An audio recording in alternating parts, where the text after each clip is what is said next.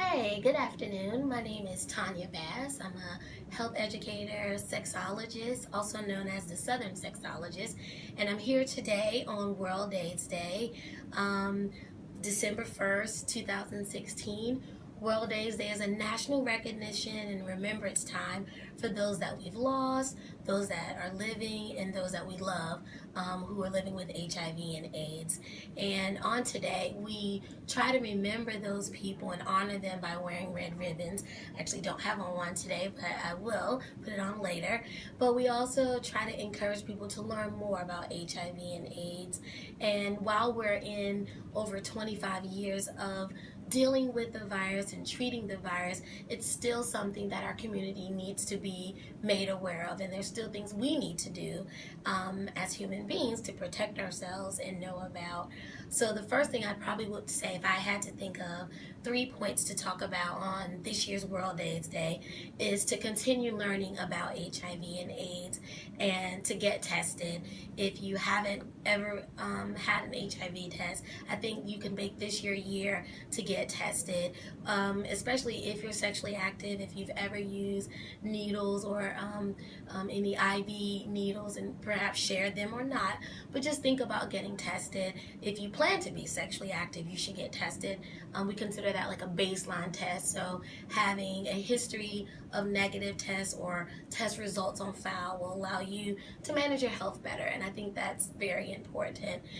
Also would like to encourage people to not stigmatize people living with HIV and AIDS. It is something that's been around for years, and people are living high quality lives, but you can only get HIV through specific body fluids that are transmitted from one person to another, such as blood, semen, vaginal fluids, breast milk, and then some anal fluid, but it just depends on what your behavior is. It's not the people, it's your behavior or what puts you at risk.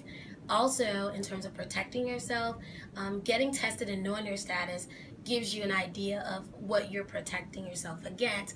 But using condoms, both internal or external, some people call them male and female condoms, that's your basic standard way if you're sexually active. Being abstinent, choosing to be abstinent at any point in your life is a great way to protect yourself.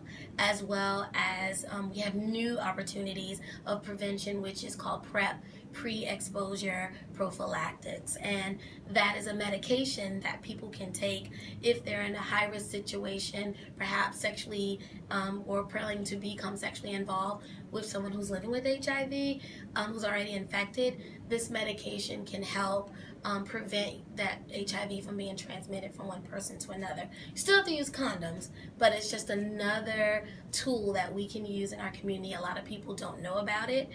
If you're in a Durham area, specifically around NCCU, you can actually have access to this medication at Lincoln Community Health Center, the Durham County Health Department, and if you're a student on campus at NCCU, you can get it from Student Health and Counseling Services. So we're making strides in HIV, but it still exists, and as close as we get to a cure, we don't have one yet.